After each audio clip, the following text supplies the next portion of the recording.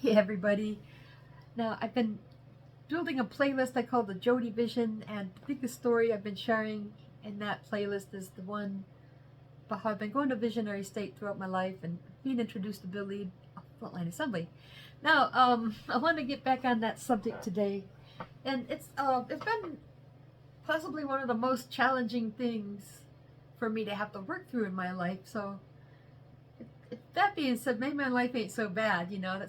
It doesn't seem like a very bad problem, but the problem is that it does affect my relationships and my mental health and stuff like that. So I feel like within this little music community, I've gotten myself a really bad reputation to the extent that some people still remember. Now, I had a guy tell me recently, uh, you know, jokingly, thanks for stalking this band. That way they have more material to write about. They got more subject matter to write about, and it really helps send them to the big time. So he's laughing with me and saying, oh, by the way, here's your victim. So what he's pointing out to me, it's almost like they're making this guy Bill like a victim of mine, and I've been this like notorious rock star stalker. And so I've been trying real hard to explain myself to Bill Lieb. I've written him letters and all this, and I feel like that's probably just making me look even worse, right? In fact, his mean girlfriend took a long letter I wrote and put it on the internet so everyone could laugh at it with her, right? And so that's why I decided to just go ahead and make these videos. Like the same thing I would want to explain to Bill, might as well just make a video and anyone can watch it and laugh at it as much as you want. Now, so what we're looking at is the possibility that I'm going into visionary state and communicating with beings there. And this is where, it's kind of questionable. I believe for sure this is what I'm experiencing, and I found plenty of confirmation. And again, this has been part of human history. Stuff in your favorite books like the Bible and other prophetic material comes similarly and makes a great story. That's why we have all these wonderful movies like Peter Pan, Groundhog Day, Contact, Narnia, all this stuff, because somewhere out there somebody's experiencing the same thing. And so I feel like this is one of the most exciting things I've discovered in my life, but it's all being kind of smothered over by the like Bill Lieb part of it, because what this is a very it seems like a very socially taboo thing that I've taken an interest in a rock star, and I'm not even a pretty model. So people think this is crazy, the fact that someone like me would take an interest in someone like Bill Lieb. It's utterly fucking crazy. It's nuts. It's bozo, so it's like, it's batshit crazy. As far as, most people are concerned, I should just, get some professional help because I'm delusional. I'm fantasizing. It's just my imagination, and I've got such a powerful mind that I've imagined all this because I had a crush on Bill Lieb really bad. So people are projecting as that I've been listening to this band, then took an interest in the person, and then all this stuff in the past, I created it from there. When it's really the other way around. Going into the visionary state came first. And the thing that's interesting about it is we had no way of knowing who Bill Lieb or Frontline Assembly is as early as 1982 when this stuff started happening. So I'm saying, it wasn't my idea. So this is where, I feel like I'm being accused of, if I'm being so maybe they're saying I'm a liar. And if I'm not deliberately lying, then I'm awfully delusional and my state of reality is awfully messed up. Anyway, so that's very frustrating to have to hear all this type of, I've really had my ass chewed out. I've had a lot of people yell at me, and it's just been really hard on my nerves, So this is something I really hope to resolve sometime soon. So that way, I can, it's like part of my personal healing, trying to find resolve for this. So at the same time, I think it just further proves that you can go into visionary state, you can see the future, you can have information, brought into the past. And the way it's being done to me is by embarrassing the fuck out of me and making me look like a crazy asshole. But that's what I've been saying, is I almost think that's what it was meant to do. It was meant to like give us this struggle. So I'm not the only one struggling. So it might be the hardest for me because I'm at the center of it, but I have people in my family and people that have been close friends. And then there's Bill Lieb and the people he's involved with. It's becoming partly their experience as well, to some degree. And of course, I have to wonder, what it would be like to be in Bill Lieb's position and having a person like me come forward, especially if he has no idea what's going on his end. So, anyways, so the narrative is that, in the visionary state, I met Bill Lieb, and he was introduced to us by Rosie, who I met later in life. And see, I was close friends with Rosie. And she actually didn't know Bill Lieb, but she's the only person that really wasn't against it, that let me talk about it if I wanted to, where, most of the other people in my life don't want me to talk about it, and they're all just, you need to forget about this. And it's just really frustrating because it's like, I can't just forget about it. And that's why I want you to understand how the visions were carried out, where like I kept getting told again and again, don't forget who I am or you may never see me again, for one thing, right? And so, just because I've had to listen to everybody tell me what they think, I kind of want you to know what I think too, like you don't really know the whole story. So people that want to judge me and tell me what to do, they're ignorant, because they won't let me tell them the whole story to begin with. And then the reason they don't want to listen to it because they think it's all bullshit, like they think this is a false story.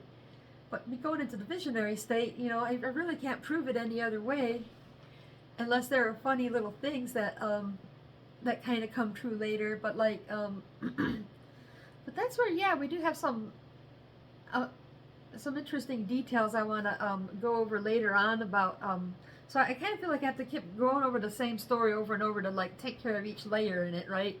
So we go back to the beginning to where like I first met Billy, and like the way I felt was I was excited. My parents were like, there's this little boy you might want to meet, and so they took me over to this house, and I hear the adults talking, and they're explaining how this is my future husband, and we're going to be married and playing in a band together someday. And then the very next time we went over there, me and Billy went outside to play, and he explained all this stuff to me. And so it makes me realize how open-minded I was, right? That we were going to play in a band together. We're also going to go on a spaceship ride, right? So that's another fun part of our story. So I was open-minded.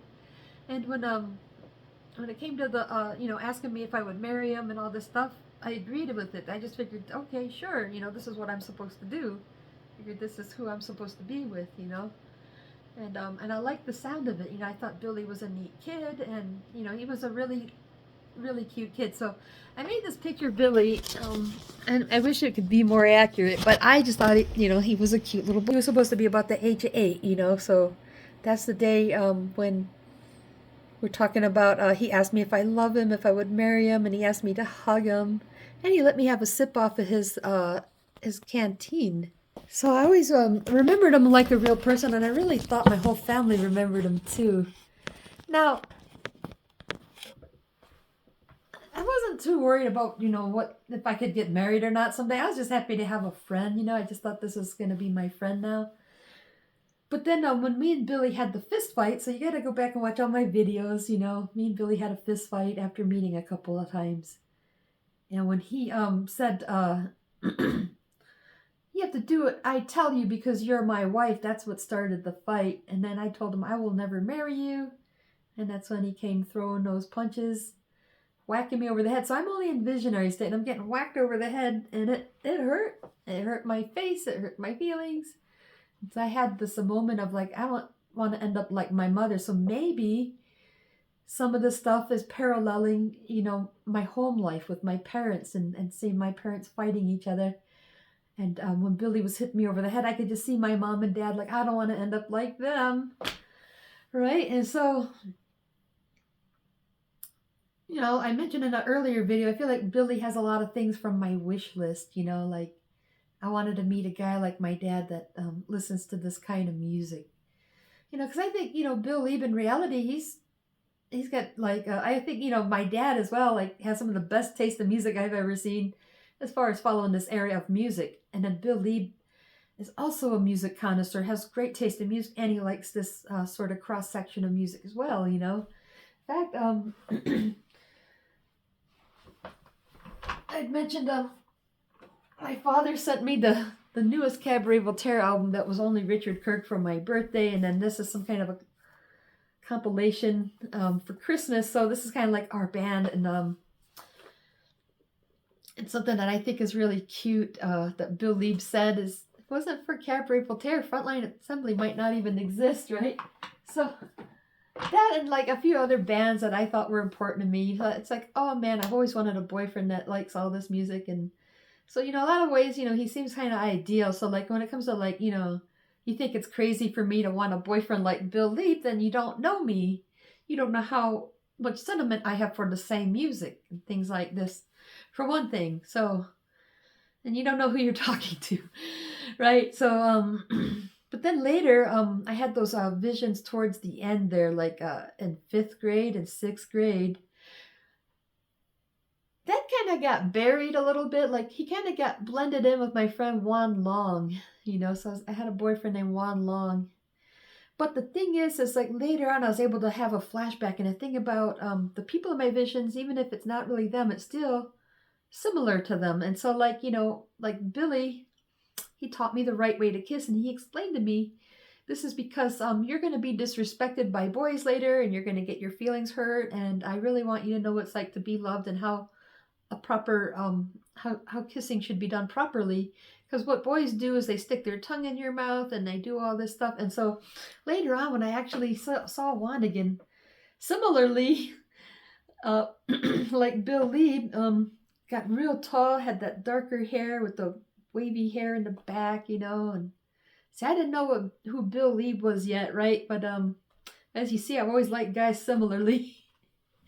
Anyways, I went off to play kissy face with Juan, and he was just like Billy said. He put his tongue in my mouth, he drooled, he was just disgusting, and he didn't remember the last time, like all the stuff that happened with Billy, because that's when I was in visionary state, and so it was kind of like weird, he don't remember that, and then later on I'm like, that's why he don't remember, because that's that space. Anyway, so this is how like I was kind of programmed to kind of see like, okay, I think I knew Billy from somewhere, but then later on,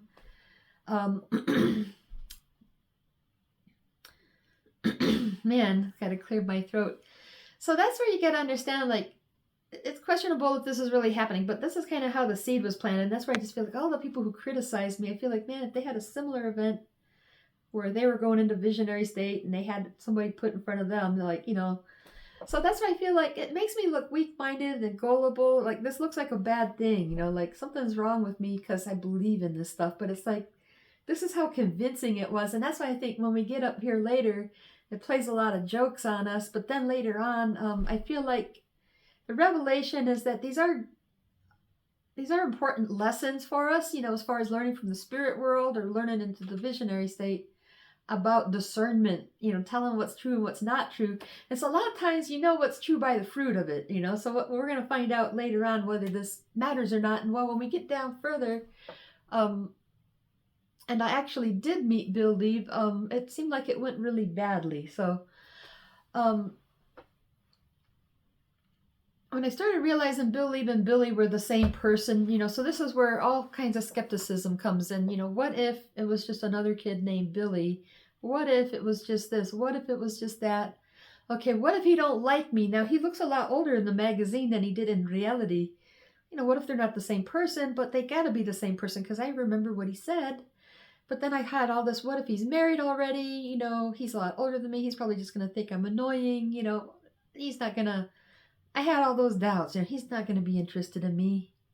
So I kind of, thought it was cool for a moment. I thought, well, it's kind of showing me my path. This is the music I need to be making. So anyways, that kind of came and went quickly. So I didn't really dwell on him a whole lot. But then later on, I started talking to somebody about it, and she said, hey, well, why don't you try to look up his number and call him? So I did. I tried to call Canada. So like last thing before I left Florida, I tried to call Canada and get Bill on the phone. And then I went to Colorado, and I went and saw Frontline Assembly for the first time. And so I wanted to find out if Bill Lieb and Billy were the same person. And so I got to hang out with Reese Fulber, but as soon as Bill came in, they asked me to leave. And in a second that me and Bill made eye contact, though, I saw like a spark of blue, and I just felt like this kind of, I don't know if I was just nervous or what, but then like later, I was standing in line and he came up and put his hands on me.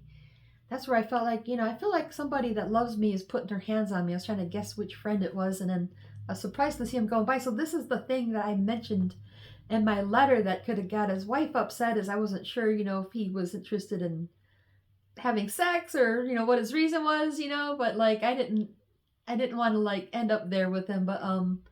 But the thing that I kept wondering after that is if maybe, he saw the blue spark, or maybe he remembered me from somewhere, and that's why he put his hands on me like, hey, wait a minute, I think I know who you are, so that kind of I wasn't really sure how to feel about Bill after that show. Like I just really didn't like something about that interaction there, and I think later on I had a really cool dream about Bill Lieb after having this dream. Then the song Silence came out, and I was like, wow, this must be something to do with this song, That kind of got me going, that's kind of interesting. And then later I had another vision where Rosie called me up in the visionary state and told me, that I need to write Bill Lieb, and either that or I may never see him again. If you want to see him again, you better write him, dude.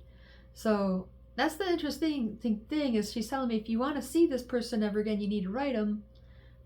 And it kind of ties in with the you better not forget who I am or you may never see me ever again and all this. But like, so during this phase of like leading up to this, I got involved with my Kung Fu master, Sinte. So that's where you can see I'm not like, seriously that interested in Bill. I'm still like, I had another boyfriend. I had a boyfriend named Chris. I had Master Tay and all these, I've had different boyfriends because I didn't, I wasn't planning on marrying Bill Lieb, okay? But then I get sent to Bill, and like I just got like, those two years in a row, 98, 99, I went home crying, just why is this happening to me? I don't understand it. And then but that's when we get to the end of the year, and I thought I saw Bill Lieb at that party, and I thought I saw him kind of look right at me and say something like I love you and all this stuff, and I was just thinking holy shit. And so I was trying to figure it out because like, so I saw him standing, like we're like standing on the upper level looking down at the floor, so I tried to come over and stand next to him to see if he would talk to me. And just then my friend Chris came over and he's like, Jody, I need to talk to you. And then I look and the guy's all gone. And so it's kind of like a Cinderella story. Like I was trying to find out if this guy was Bill Lieb or not, because like I saw he was looking right at me and saying I love you and all this stuff, and I felt something inside, like oh. But I was afraid I was wrong because he looked really different. He had like really short spiky blonde hair. He had on this really weird outfit, like really cool and fashionable, but almost looked like it could have been Bill, but I wasn't sure. And so then I was trying to troubleshoot and find out if this was him.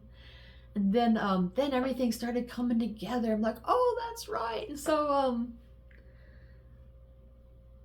I don't know. I was just like really in this delusional state, I guess. I was really going through psychosis because I thought a lot of things were going on around 2000. I had a lot of ideas.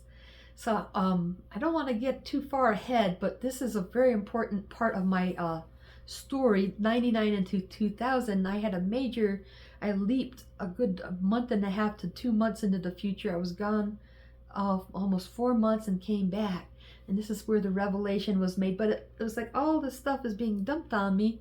And what makes it interesting is to this day, some of the stuff is still coming true, So there's still little things that are happening now. And like, it seems like, the idea of me ever getting married to Bill Lieb, it just seems impossible for a number of reasons. Like for one, he's married. That's a big one, Number two, it really seems like I'm not his type of girl, So that's okay. Like, I mean, if he didn't fall in love with me and want to marry me, that's okay with me, But I would really hope that, say, we know each other for the rest of our life. I'd really like to have a much better friendship than, hey, just wanted to say hi. Well, you have a happy Christmas. And, I really hope that we could have more of a friendship than that. But, like, the way I see it, if he's married to the person he wants to be with as a real friend, I have to support him for that. I have to be happy for that. If that's who he wants to be married to, I want him to be married to that person, see? But at the same time, if he's like, Jody, I would like it if you would come and spend the rest of my life with me, because I think I like you. Like, what if he decided he'd rather hang out with somebody that listens to good music than, this other person that he's involved with, because I kind of think it's a safe relationship for him. I kind of think, this is somebody he's known a long time. So here's the irony. So in 1982, I'm going into visionary state and they're telling me this is the person you're going to marry someday. Well, that's the year he married his wife. And they were together a long time. So she's really an important part of his, I think, making it in life. I think she helped him have a stable home and able to start his music career. But when I was meeting him around 98, I think there was something going on with those two. And see, a lot of his guy friends are dating pretty models and he's stuck in a relationship. And so there was already something coming before I showed up. So that's why I'm saying, like, if in hindsight, it would have been a bad idea to either join his band or marry him or any of the above. And so now that I know better, it's okay. I'm okay with that. The thing is I just feel like the one thing I want to get rid of is like the bad reputation and the misunderstandings and all these type of things. I wasn't really doing anything that bad, you know, like I felt like I'm being treated like I've done something really bad, but it really wasn't that bad. I think more than anything, you know, saying, you know, I've remembered Bill Lieb from the visionary state and all this stuff. That provides plenty of ammunition for, let's say, the wife. You know, that way she'd be like, oh my God, she's crazy. Stay away from her, she's crazy. So his wife has been kind of generating the conversation about how crazy I am. You know, so she really wants to push the point that I'm mentally ill and all this stuff to, you know, to keep him away from me and get other people to side with her. Like, we got to keep Jody away from Bill because she's crazy, right? So that's where I really like to clear that up. Like, okay, yeah, I'm a little crazy, but I'm not like, you know, psychotic or anything like that. In fact, I don't think it's like I always say, like, if Bill Lieb is calling me crazy, that's like the pot calling the kettle black, or however that saying goes, right? Because he's a pretty crazy guy, you know. I mean, from how he goes about the music to like maybe some of the stuff he's done in his life is pretty crazy, right? So we're all crazy a little bit, and like I think, you know, like if you want to judge us, like I think I'm a good person and I like to do naughty things. I think Bill Lieb's a good person. He likes to do naughty things. But I mean, I don't really think anybody here is like a bad guy or evil or anything like that. And so anyways, you know, I feel like I want to make some of these videos explaining kind of my thought process and how I've experienced. So like my thought process, you know, coming up with this whole like you're gonna marry Bill Lieb someday is like, I don't see how. You know, I don't see how, but I guess there's a big part of me that still wants him in my life. Otherwise, you know, I shouldn't give a fuck what people think about me. Like I shouldn't, like I don't really need Bill Lieb's validation, you know. Like I don't need him to say I'm okay, you know. Like I don't need him to say, don't worry, Jody, you're okay. I just really, I just feel like if there was any potential that me and him were ever going to have a friendship, however much that is, I didn't want to lose the opportunity.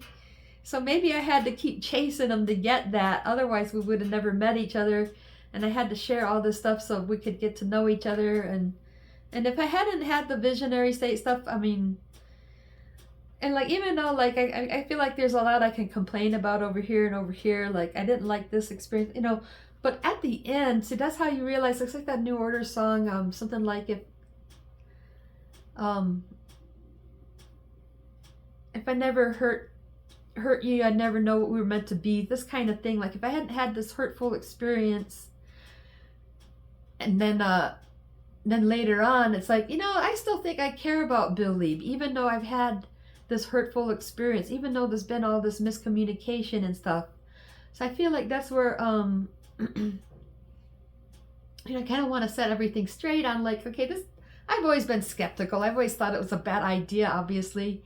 But let's face it, man, if Bill Lieb was somebody like my friend Rosie and he was just happy to see me and he liked my company, you know, there was not a romantic relationship with me and Rosie. That's why I don't give a fuck about romance. It's not even important to me. And I really have a lot to say about the whole marriage, romance, and sex world. So I want to make a separate video to tell you what I think about all that stuff. But in this video, I just really wanted to say, you know, as long as I've been having these visionary things, I've always been kind of skeptical all along. And like, I've always known that I really love this person, but at the same time, I've always been very skeptical. And now that like he's married, and I feel like it should be over, but there's just still like some loose ends hanging out here where like, basically, I've been told that like, he might actually come to Montana to find me, right? So I feel like there's certain things I'm paranoid about, like, you know, what if he shows up here, or things like that, like, oh my God, what will I do? Because my house is a mess. You know, I haven't really been keeping the home nice because I'm getting ready to move. And oh my goodness, I'm out of shape. Look at my fat chin. Just kidding. But that's what I'm talking about, is there are still things that are unfolding. And this is where, like, I kind of want to find some resolve before I have to go back to Denver or go around my family again, because I feel like it's a relationship issue for me. And as soon as I can find resolve, it'll make it easier for me to be around people that know me. So anyways, I want to come back and share more about the subject. So you guys have a good night. I'll talk to you soon.